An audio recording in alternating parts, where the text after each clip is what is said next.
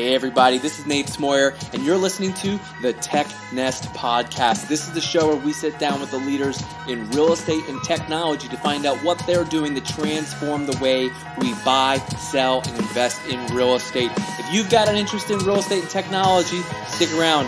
You're in the right place.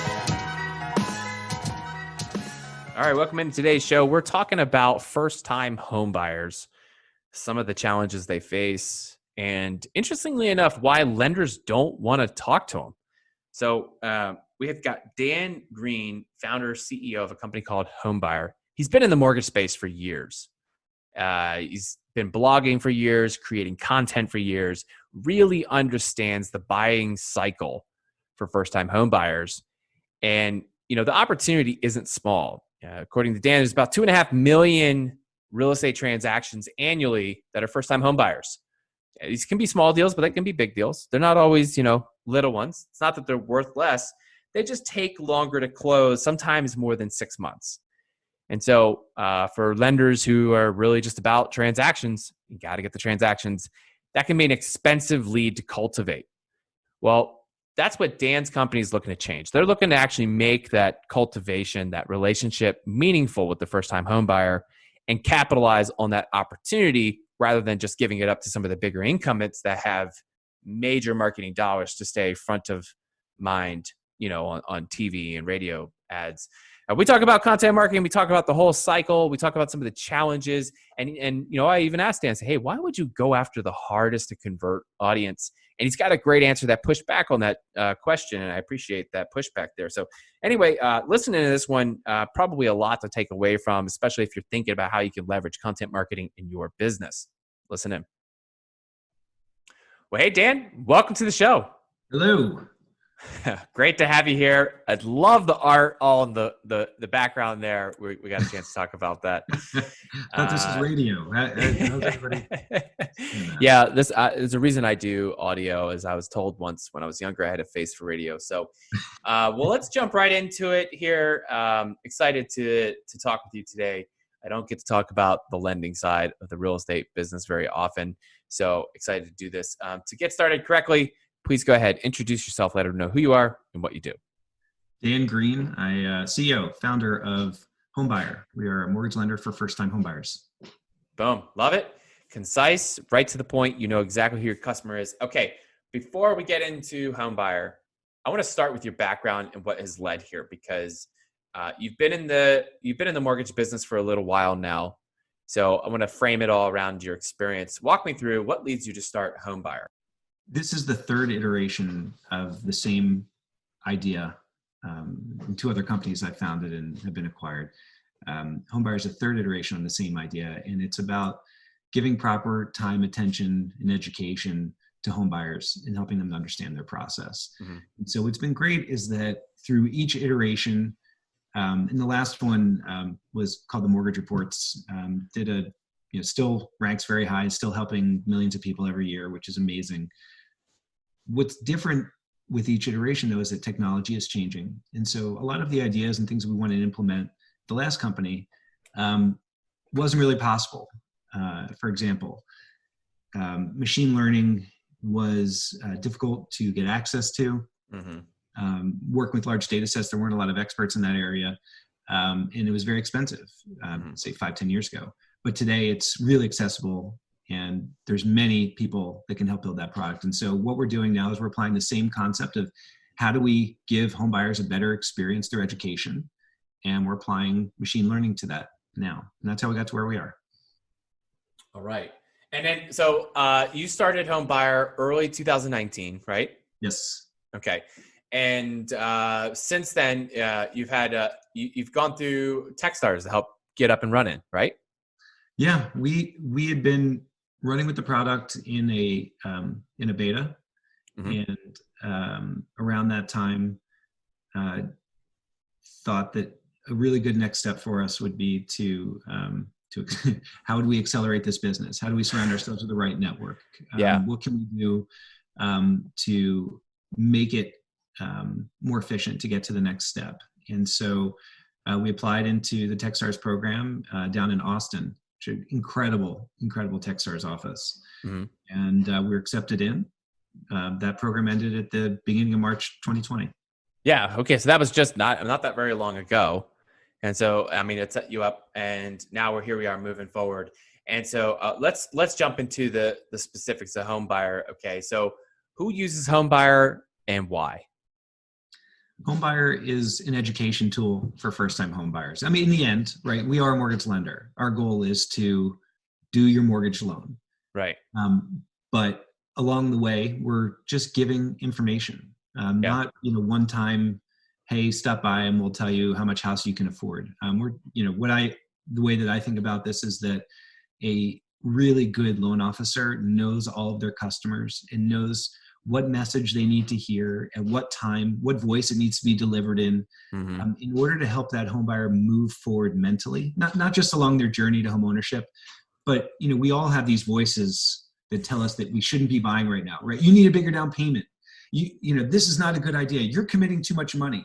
And these are all these logical ideas that sit and chirp in our ear, but our heart is telling us, like, I'm ready to own a home and I want to do this. And it creates a conflict. Where I position our company is like, hey, we understand that journey, right? I'm a former loan officer. I'm not a person who bought a house and had a bad experience. I'm right. an actual human who has sat across the table from thousands of home buyers and watched people literally cry when they find out that they can buy a house. I mean, this is such a big deal to people. Yeah. So, who do we help? We help the people that are trying to reach this goal, who want to own a home, don't always know what to do next. And maybe you're finding that, it's hard to get answers or hard to get people to even pick up the phone, to talk to them about it. Yeah, totally. And that is a big deal. As a former realtor, I like to tell people I'm a recovering realtor. You're totally right. It's a very emotional process. Logic doesn't always take over. There's a lot going on there. And the feelings, all that builds up, right? So many feelings. It's so conflicting. What if I fail? It's like, well, all these other people did it. Can't you do it? So, but I want to know, why first time? Why go after the first timer? Because, I mean, you talk to everyone else. I mean, if they know the process, it's probably less difficult to convince them that's a good idea. It's probably easier to talk to them about the options and work through the process. With first timer, I mean, they don't know what points are. They don't know what origination fees mean. Maybe they don't see why locking in a rate, what that changes. They don't know to shop for title company. I mean, there's just so much more you have to do. So why go after what could possibly be the hardest segment to win? I'm going to reframe that and say that first-time buyers aren't the hardest segment to win. And I'm going to turn this and probably answer the question a couple of different ways. And this may actually be a great thread for us to follow for a while. First-time buyers are not harder. What's different about first-time home buyers is that they don't buy immediately. And so if you are a real estate agent or you are a mortgage lender, you're transaction-based. It wasn't always like that. It used to be that the realtor was the relationship. When you were going to buy a house, the first thing you did, you called up a realtor. A realtor would ask you a couple of questions, and it might be, about how much house do you want to buy? It might be, tell me a little bit about what's important to you. And they'll ask some questions. They would also talk a little bit about mortgage, right? Yep. And how much you have for down payment. And that was happening 6 months, 9 months, a year before people would buy.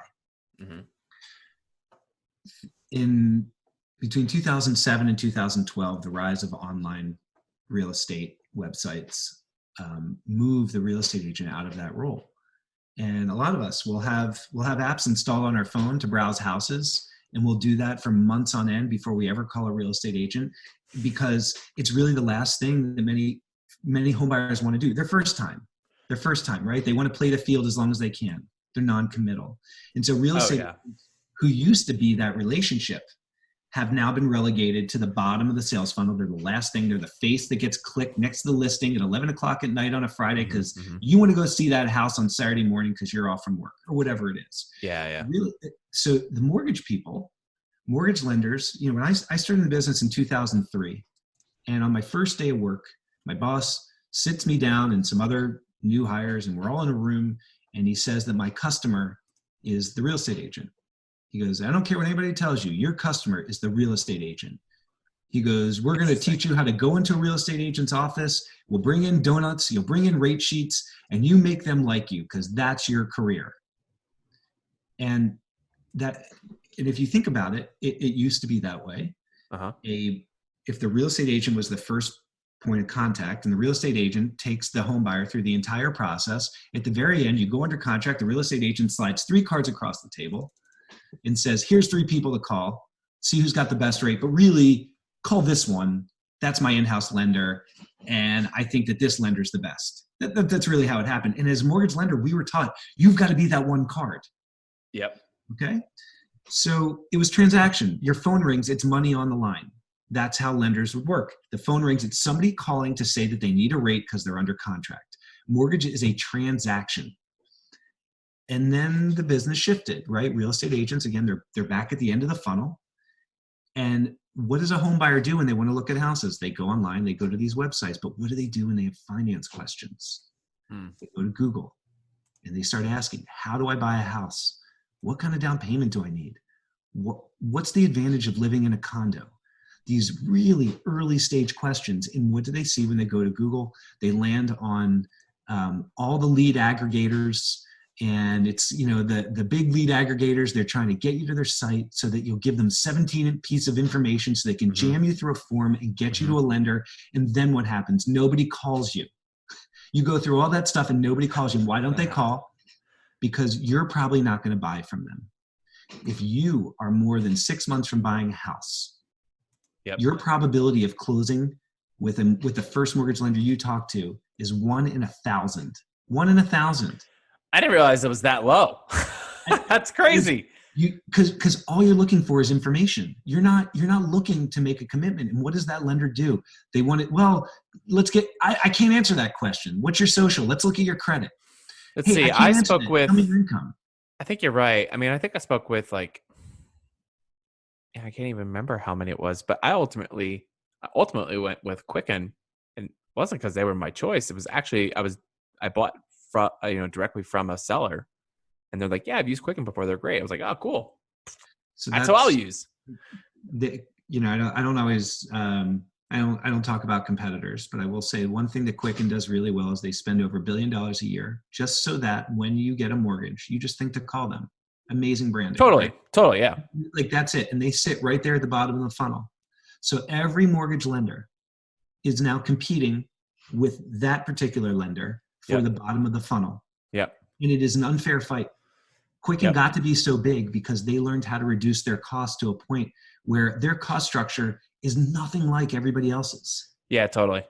And so to kind of bring this back, you're like, why first-time home buyers? It's an amazing opportunity. First-time home buyers not only appreciate help and somebody spending time with them, because the reality is they can't get that help right now. They raise their hand. They're sitting there saying, somebody please help me. I need to figure this out. And every mortgage lender's like, give me your social security number, tell me your date of birth, where have you lived for the last 7 years? And they're like, all I want to know is how much house I can afford. They're not ready for being qualified. Yeah. Because that to a mortgage lender is a lead. To me, it's just an inquiry and somebody who's trying to start a relationship. When you're talking with first-time home buyers, do you ever ask them how many homes they've toured? Not yet, but that's a great question. Because a lot of times, if they haven't toured any homes, I'd be interested how many homes people on average tour before they're ready to even lock in a rate. I'd go farther and say, how many homes do they tour before they say they're a home buyer? Yeah. Many of them, they're not a home buyer until they call an agent or until they actually give a loan up. Until then, they're just kind of keeping things out. In that space, there's 2.5 million first-time home buyers every single year, right? They represent 45% of the market. NAR will tell you it's between 30 and 35%, right? National Association of Realtors and their existing home sales report, it always says the share of first-time home buyers between 30 and 35% historically. Great. There was another study that was done by the New York Federal Reserve, and it shows that it's actually 45%. So somewhere between 30 and 45%.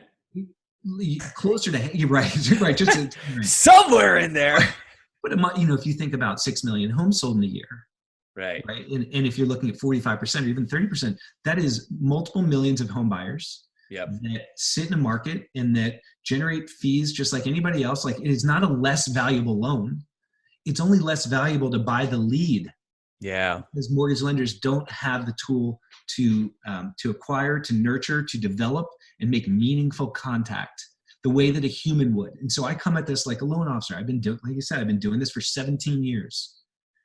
I have approved people. I've heard pretty much every objection you could ever imagine. Not objections to me as a salesperson, but objections as to why I don't think I should buy this house. The mental objections, the roadblocks and the obstacles, the negativity that we all have. And first-time home buyers, not like a second time, right? If you're first time, you often need to buy. If you're a repeat buyer, not always. Right? And you need to do this thing. Your family is growing. You are upsizing, you're downsizing, you're moving to a new city for a job. Like, you need to do this thing, and every part of your logic is telling you, right, this is, you need to do this, and your heart's like, I'm terrified. Yep. That is a real function to be the piece that sits in between there. Is like, you know what? Yes, you can. Here's how. Look at these other people who have also done it, who are like you. Now let's take the next step. Because all it is like, just take the next step. And when it comes down to it, since you brought up Quicken, when they get to the bottom of the funnel, that's all we expect. Like, I'm not beholden anybody to our business, but I will hope that we have provided enough value that at least we get a shot at your business. Got it. So you're looking at it like, hey, look, we're going to be that first touch because we've got the best education. They're looking for answers, so they're going to find us. And ideally, you've over-delivered on the value so that when they're ready to buy, they think to call you. Yeah. And so you may have noticed our website is homebuyer.ai. Right. The AI component is based on, we get to understand particular buyer types and not predicting based on an individual, whether or not they're going to move, right? That's not, to me, that's a whole nother element of predictive analytics and things that are going on. But for us, I can know that if a 28-year-old first-time home buyer who is in West Loop and is buying a condo, West Loop, Chicago. I'm sorry, there's a national audience, right? That's right. It's all good though. I knew what you meant by when you said West Loop. I was like, yeah, look at me learning Chicago. So somebody who's buying in West Loop, right, just west of the city. Which is a nice area, by the way. That was it's wonderful. I used to live there many years ago. Should have kept my place before the neighborhood turned. And so you're a 28-year-old first-time home buyer. You're buying a condo in West Loop. You have W-2'd income. Your credit scores are above average. You're getting cash gift down payment from your parents, and you have some amount of down payment you're going to make overall, et cetera. We have these bucketed traits, and we can look at that particular buyer against other buyers with similar traits, and we can understand, it's not about how to sell you, but it's like, what do you need to know next? The prior 10,000 people like you who came through this system. Right. So if you're sitting there with a family contribution for your down payment, someone knows something about the benefits of that because they know that that's a one-time tax-free family gift. But however, if you don't have a family contribution down payment, then that's an opportunity to ask, hey, there is this benefit to assist with your down payment where you can receive your family member can make a tax-free contribution towards your down payment. Do you have anyone willing or able to do that? And that's a great question to ask that unless someone brought it up, they may not know. It's pattern recognition for us, right? And we can see how prior cohort, people as part of that cohort have reacted and what they've done. Mm-hmm. And as a human, if you're like, as a loan officer, you can match patterns. You can understand what that particular user is going to need next. You understand where they are in their journey. We're able to do that, and then can also say, two things can happen. One, I can be like, hey, Nate, of the last 100 people like you who have taken these recent steps, these articles, watched this video, did this quiz, of the last 100, 84 of them ended up buying a house within 90 days. Now, I know you might not feel like you're getting ready to buy a house right now, but let's get you on the phone. Let's take a formal application right now because you're getting close, even if you don't feel like it. And so in that way, we're able to help people identify when they're getting close. That removes the panic when they're like, oh my gosh, I gotta go buy a house. I gotta get pre-approved. I didn't do any of this stuff. We can help provide a better experience. We also can string up the sales funnel in time. and where we can begin to identify behavior patterns 6 months, 9 months, a year and a half out that suggest that a person is not only going to buy a house within some period of time, but that they're also well suited to working in the style that we like to work. So are agents referring their buyers to you, or are you going out and building the relationships directly? For the most part, our home buyers don't have real estate representation yet. They're too early for that. And so it puts us in a position where we're able to make local referrals where it's appropriate. Mm-hmm. It's not our core model, but it's there. Yeah. And I mean, the reason I ask is that it sounds like this would be a great thing for an agent to be able to plug someone into, because, I personally experienced the frustration of working with buyers who just weren't ready. And it wasn't that their deal was going to be worth any less. It was just that the cost of working with that buyer was higher, both in time and potential gas. Yeah. If they want to see everything, that this all aligned in person. So, but I would be like, oh man, this would be like, I'd put this in my drip campaign ASAP. Like, where do you think you're at? If they said they're anywhere more than 30 days out, boom, I'd drop them into this. Let's just get you educated. I concur. However, I'm not here. I think agents they still have their in-house lenders, and the in-house lender may object to making referral out to a competitor. Well, right? Tough luck for those in-house lenders, because pretty sure agents aren't allowed to just send one recommendation. There's liability attached to that. So I hope everyone out there is playing fairly and giving the recommended 2 to 3 as is per the rules. So there you go. That's how I would feel about that. If I ever had a discussion with an in-house lender, you can take a guess on how well that would go. That's some great cheats. There you go. All right. So let's talk about the business side of this a little bit. So, I mean, I get where you're going, how you're helping people. Walk me through how you're making money. We are a mortgage lender. So our point of transaction, that is our revenue. Okay. So there's not like advertisements for other service providers or charging for the fees. You're basically like front load the value, and then when they're ready to transact, I don't want to say that for the most part, then at that point, you're a traditional business, but you make money as a traditional mortgage lender. So, I mean, if this is I can go a little bit deeper on this, because to me, the mortgage business has become mostly commoditized. We can all say that we have different product or different service levels, and that's true. But in the end, it's pretty much the same products helping the same people. There's always 4% of the market is non-government, but everything else that's Fannie, Freddie, FHA, VA, USDA, that business is largely uniform, and the rules are set by the government. Okay, so over the last few years, there's been hundreds of billions of dollars that have poured into the operational side of mortgage lending. So investing in mortgage lenders who have, best of breed operations and software that powers mortgage operations, and all of those products and platforms are designed to reduce the number of days to closing, or to increase accuracy or efficiency of the mortgage loan process. And it's easy to understand why mortgage lenders' biggest risk is what happens from the day that they give a rate lock commitment and then the day that they actually deliver that loan.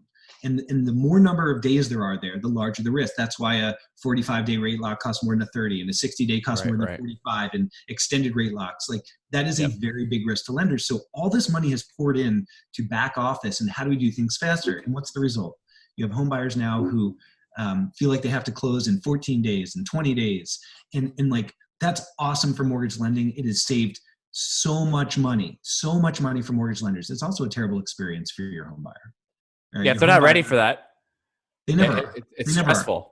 It was all fun and games, and then you went under contract. And like, by the way, here's all the things you need to do, like now, because we're closing in a week and a half or 2 weeks. It's awful. And that's given rise to companies that like, hey, pay cash, and then you can do your mortgage 30 days later or whatever. There's like a whole cottage that pops up around this idea that lending is happening too quickly. Again, not a problem per se, but it's created a problem for home buyers. There is only a marginal difference anymore between your very, very best mortgage lender in operations and the middle of the pack. It's only marginal. And the typical home buyer is not going to notice the difference. The costs should be about the same. It's just how much profit they want to take. The rate should be about the same, but it's all kind of cooked in and how much it costs you got to recoup, et cetera, et cetera. Right. That's where nobody pays attention. Okay, for all of this, everything starts once you have the rate lock agreement, but where mortgage lenders stop is that they don't source their own leads. That when mortgage lender wants to go out and get business, literally to the very last one, they go to third parties. They're out buying leads from anyone in any place in any source that they can. Where's my next lead going to come from? We've just spent all this money building a top-notch back office. Okay, where's the next business going to come from? And I know this because my last company provided that business. I used some of the leads that my company generated for my own practice and did a great clip of business. And the extras were being sold, and that's okay, right? But what I learned through that was that every mortgage lender, from the very biggest to the very small, this is always dependent on where the next lead comes from. So what is Homebuyer? We are our own lead generator. We are the most advanced lead generation system because we don't think it's not leads. We are nurturing and developing home buyers for ourselves, such that when we get to the point where the home buyer is under contract, like you say, it's just a lender. Everybody's just a lender. It's only the packaging. Like everything, water is just water. It's just, is it in a Dasani bottle or is it in, an Evian? Now, hold on. I like my pH balanced water. Okay. It's some perceived benefit. I think it's called Essential, and it's in a tall, skinny bottle. Okay. And it has a different flavor profile because it came from a volcano. There are some amazing mortgage lenders in Fiji. I get it. I'm a fan too. There's some amazing mortgage lenders and some great practitioners and who really do go above and beyond for service, right? And that right there, I mean, that often is the differentiator. I mean, that's why, I even still, when people ask me who I recommend, well, I'll tell you, hey, this is a good local bank. They do a lot, but I do have somebody. I'm like, this is my guy. And I'll tell you why. He's never dropped a deal I've sent his way, period. He's always seen the deal through. And it doesn't mean that he has the cheapest rates. I never even say that. Never even bring up the rates because I know he's not cheapest. Like you said, how much profit you keep. Well, they keep more, but he also goes over the top on the service. Keeping them in the loop. He follows up with them afterwards, make sure they know their things, like all that kind of stuff. And that education is a ton of value up front.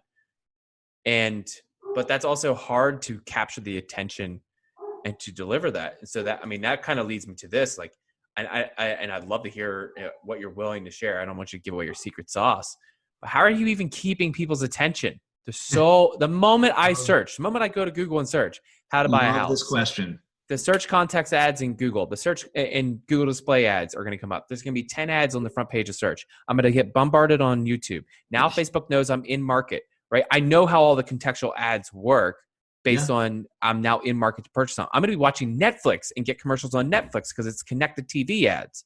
So how are you breaking through all that noise to capture the attention? So that's amazing. And I love that you brought up Netflix because I'm going to use that as the starting point. I've been writing content for years, making content for years. If there is one thing that, on my tombstone, here lies Dan, he made amazing mortgage content. Like that will be, and please don't actually have that be on my tombstone. But I ain't paying for it, so it won't be me writing that. In being able to make amazing content, and the reason why most mortgage lenders have to outsource is because it's a particular skill, and it's not something that a journalist can write. Right? It requires a practitioner and somebody who has EQ. And has seen what the journey is like from the inside. And so we, hundreds and hundreds of pieces of content, video and articles and other media that we've built into the site. And it's like Netflix, which has hundreds of programs. And the first time you go to Netflix, it's a blank slate, right? There's nothing there. And suddenly you start watching, British comedies, and so you watch The Old Office, and then it starts showing you Faulty Towers, or it starts showing you from, other shows from that genre. And the more you watch, the more it shows you the things that are interesting to you. Whereas if somebody else is sharing a profile in your house and they're into 90s romantic comedies, like maybe they see, She's All That, or maybe they see, suddenly they start to see, 10 Things I Hate About You. Right. And the experience is different. And so imagine that for a website. Imagine that if every time that, just like you were talking to a human who knew where you were in your journey, how long till you're buying a house, who understood exactly what you need to know at exactly what point in time. Imagine if that information was being spoon-fed to you at the right time, in the right voice, right, medium. Because every time you go to Google, Google has no context. Google has no memory. Google can't distinguish that home buyer in West Loop from a veteran and its family buying their first house in Des Plaines, right? Mm-hmm. Also Illinois suburbs. Like, Google doesn't distinguish between those two. And they both will ask the question, how do I buy a house? And they're both going to get the same result set, and they're going to land on the same webpage that was written by a 25-year-old J school grad who is really smart but has never bought a house themselves and has no idea what's going on. And what do we feel as home buyers when that happens? We read it, we don't come up feeling any smarter or any better, and we hit the back button and we try again until eventually we land on a site that makes us fill in 17 pieces of information to connect with a loan officer. And what does that loan officer do? The loan officer says, I don't want to talk to you because you're not ready to buy right now. Yep. Okay, so what Homebuyer is, this custom programming that adapts to you and understands you and learns from you and realizes what you need at the right time to help you take that next step. It's just over and over and over again. And it is a massive bank of content for so many different people who are trying to accomplish the same thing. Just they want to own a home. Mm-hmm. I love it. I love the heavy approach on the education. And I mean, it's something that we do at Avail quite a bit. It's proven very effective for us as well. It's wild, Nate? It's that we can talk it, like, same as you can go out and talk about education. And a lot of people will blow that off and say, education, whatever, like, you can't make a product based on education. At the same time, you go to Google and you do research. Like, somehow it's okay to go to Google and research. That's not education. But, like, why would you as a company? Where do you think we pop up at? I mean, we shifted, we shifted our communication strategy very quickly to start handling and answering questions to coronavirus, which is why, you want to go Google, well, you could do it right now. You're on the computer, Google coronavirus and landlords and see who pops up. There's a reason, because we put the work in, we created the right resources, we answered the right questions, and then we distributed it better than, dare I say, our competitors, because we did. And others can argue that's fine, but we did it better than them. So, I would take it a step further. It's not just that you did it better, but it had a purpose to move people ahead, right? Yeah. There's information you can share in a crisis type environment. The propensity is to look at ourselves and say, right, our business is horrible and here's how things are going to affect you. The reality is that people who are trying to use your product don't care about you. They want to know how you're going to solve their problem. Show them the way through. It's amazing to me. We saw this, and you saw it after .com. You saw it in 2008 and 2009. You're seeing it again now. Your home buyer doesn't care. Your home buyer is trying to, for us anyway. These are people that have a goal, and they're like, damn it, the coronavirus is an obstacle. Yep. So how do I get, what do I need to know to get past it? Yeah. Show them how. And I mean, it's so much is right here, but I mean, you kind of you touched on something that is basically it's like the premise to PR anymore, right? Nobody cares about your product, and it's like terrible to say it that way, but nobody cares about your product. We have problems in our lives that we're looking for solutions to the problem. Very rarely are we looking for a product. If you're in the luxury category, great. If you're looking at, in anything, luxury category, product is everything. Outside of that, it's just solving the problem. Because the problem is the thing that is, we're trying to find a solution to. It's not a perception or self-actualization. Self-actualization is independent and often mutually exclusive from problems. So, anyway, we'll go down that rabbit trail. We so at the end of Techstars, there's a big demo day, and as we talk about our problem, and like the quick sentence, you give your presentation, and in mind, kind of cook this thing. And the problem is that there's 2.5 million first-time home buyers every year, and mortgage lenders don't want to talk to them, not until they're almost under contract. And the reality is that home buyers take longer and longer to buy houses. They're browsing houses on their phone years before they ever make a purchase. And this is a massive problem, is they can't get the education that they need to move forward. They're not getting help. Yeah. I love that we sit in this space. For all the things that matter to me as a person, like this is, it's education. It's like, helping people achieve like an actualization.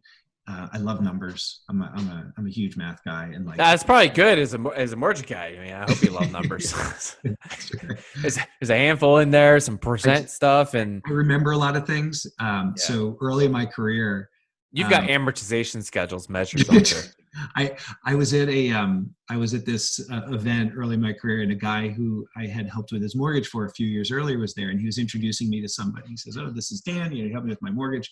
And I rattled off the guy's social security number. Like, I didn't mean to. Like, it was like a fun party trick to me. And I was like, he goes, he just stares at me. And his eyes get real big, and I'm like, I probably shouldn't have done it. I'm like, I promise, I don't remember anything else. He's like, that's weird. I'm like, I can't help it. I just remember. Yeah. I'm right there with you. I don't remember social numbers, but I've got a few other memory tricks that I've been using over the years. I want to touch on just a little bit here and the fundraising space. So, I mean, in startups and PropTech, fundraising is obviously part of that. This is a really challenging piece to any startup, really. You got to get enough money to build something big enough to where you can have a defensible business model. I mean, it's kind of the whole idea. Otherwise, you would just bootstrap and build a local business or something. So, want to get your thoughts, and maybe you can share some of your philosophy on like approaching fundraising. I know you've had some talks about fundraising, and but I would really love to hear more like how you're approaching it and what role you see it playing in the future of Homebuyer. I'll start. For other founders who are on the call. Probably the best piece of advice I got when I was starting. You're going to need to talk to 150 people in order to get one investor. It sounded crazy. It might be the first out of 150, or it might be the 150th, but like that's what's going to happen, because it's not just about having a great idea or about you being a great person in a great market. There's so many factors that go into the decision for a VC to make an investment. And sometimes it's timing, right? And they may absolutely love you and your business and its potential, but they may not have the ability, or they may already have invested in a company that's similar to yours. And so there's some great resources, and I'm happy, if you want to share my information, Nate, I'm happy to share spreadsheets and lists. Just to make outreach, as best you can, and talk to a lot of people. One of the things that's great about mortgage is that it is a profitable business, and so for us, to raise capital is a help. It's not a necessity. It allows us to get to where we want to be faster, but it's not required. And so we run a balancing act between how quickly do you want to grow, what's responsible to our existing shareholders, and and how do we be smart about what we have. I mean, as CEO, you have 3 jobs. You've got to sell the vision, you've got to hire great people, and you've got to not run out of money. And so, just splitting between the 3 of those. Yeah. All right. Those are pretty good jobs. Well, we're going to transition here. I'm going to move into some of my favorite segments of the show. And these are the same segments that we ask every guest. The first one here is called For the Future. For the Future is where I get to ask each guest who comes to the show to give their best predictions based on the following 4 questions. Dan, you ready to play? Yep. All right, let's do this. Question number 1, what does Homebuyer look like 1 year from now? A lot like it does today. Is that not the kind of answer you're looking for? What does it look like? It looks like it's like your company. Letters. It looks like 9 letters, all capitals, and maybe more on our logo. A year from today, we are we are a lot like today. We're in learning mode. I think we're still 3 to 5 years away from achieving escape velocity. So a lot of what our next few years are is just iterating on the concept over and over again. Mm-hmm. Very cool. Question number 2, what will PropTech as an industry look like a year from now? It depends on how big a bets that VCs want to make. I would love to see VCs make a lot of smaller bets on smaller companies because there's some amazing ideas bubbling up around the edges right now. And they don't always get a lot of attention. Mm-hmm. And so if money starts going towards the periphery, I think you start to get to a point where that will lift up the entire industry. But it really, I think the next up until July 2020, it's kind of hard to see that far in the future. PropTech. Fair enough. Question number 3, what's one industry trend you think will continue, but you wish would go away? There's a lot of consolidation with large real estate brokerages. And I think that maybe that's necessary in order to provide services at scale, fine. But I think that an individual who maintains ownership of their brokerage in real estate can put more of a cultural stamp on what they're doing and provide a different type of service and value. I think the individual practitioner, small business owner is something to celebrate, and there's plenty of business out there for all of them. But businesses with free cash will roll up smaller ones. That's just what they do. All right. Question number 4, the final one of For the Future. What's one thing you believe will dramatically change or fade away in real estate as a result of tech advances?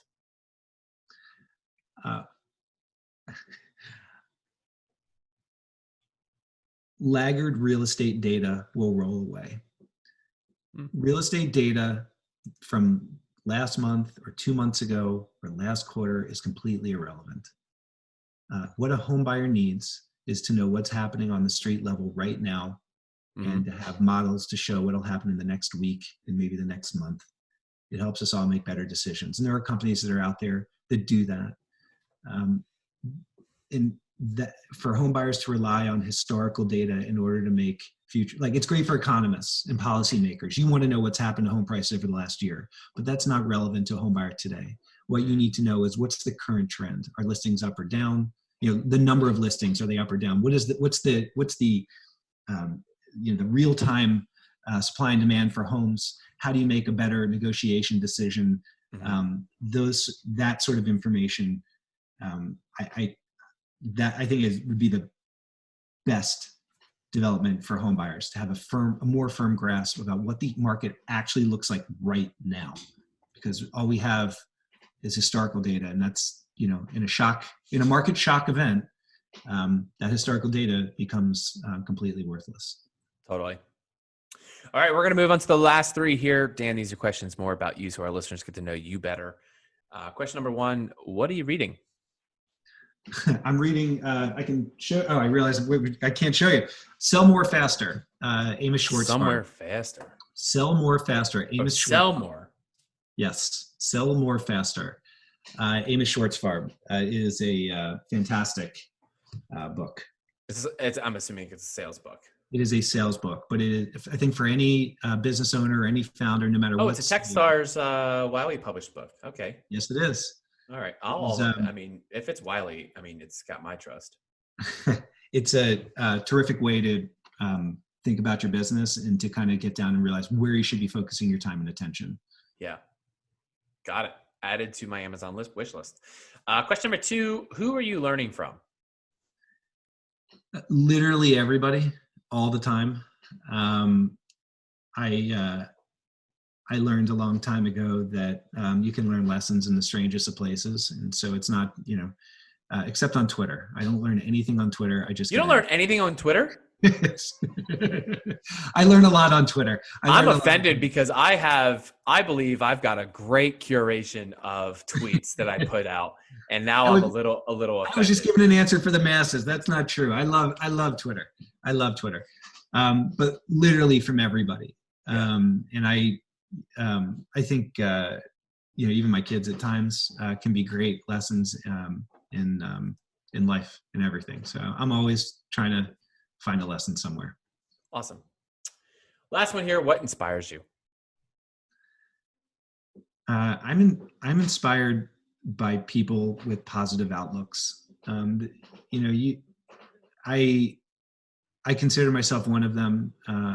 Some people, may say Pollyanna type, but the reality is that, how you perceive the world, you become how you perceive the world. And there's a lot of negative energy. It's not just a foo-foo thing of so there literally is a thing as negative energy. And I find that positive energy and positive people lift not only themselves but everybody else around them, and you can achieve more when you're surrounded by the right people. There's you're the sum of the 5 people you spend the most time with. I think it's you become the average of the 5 people you spend the most time with. I want to be the sum. You'd be it's like Megatron. That's right. Just let's make giant. Let's make it the sum. It's perfect. I got the expression wrong, but I think it actually is more powerful that way. The sum. No, I agree with you. This is something I've shared with my wife before. When we go back to my hometown, after a few days, I just got to leave. For me, like, it's just, it feels heavy there, feels discouraging. It feels very down. And there's lots of reasons for that. But, maybe that's just reminders. Maybe it's memories coming up. I'm not so sure, but definitely for me, when I go back to the Philly area, that's what I feel in the Where are you from in Philly? Pottstown, 45 minutes west of Philly, founded 1752. I grew up in Philly also. Yeah. John Henry Potts on the Pottsgrove Manor, nice. Right off the Manitowoc Creek. I grew up not too far from you. There you go. So, Dan, this has been awesome. I really appreciate your time. Thank you so much for sharing about Homebuyer and everything else here. Before we close out, for people who want to get in touch with you or learn more about Homebuyer, where do they go? How do they do that? Can I give my email address, or is that not okay? You can give whatever you want. I mean, if they got to send a postcard to a P.O. box, it's up to you. My email is Dan at look at this. I should even know my email address. My email address is dan@homebuyer.ai. I love connecting on LinkedIn. And so that's a great place to find me. And our website is homebuyer.ai as well. And this has been great. I Good. appreciate the questions. And it's I understand your point of view, and to go on a podcast and to talk with a host who genuinely cares about people. And when you're in the people business, it's a big deal, and it comes through. You run a great show. I appreciate that. I will accept that as a review in the iTunes store, so I'll now be looking for that. 5-star rating, please. Smash that like button. Anyway, Dan, really appreciate this. Of course, we'll be in touch. Keep me posted as you guys progress and keep moving forward. Until then, we'll see you. Very good. Well, that's it for today. Thanks so much for listening to the TechNest podcast. Hey, don't forget, you can get on the email list so you never miss an upcoming episode. That's technest.io. That's technest.io. Get on the email list. Go to the App Store, whether you found us on iTunes, Stitcher, SoundCloud, wherever you found us. Leave us a 5-star review and share it with your friends.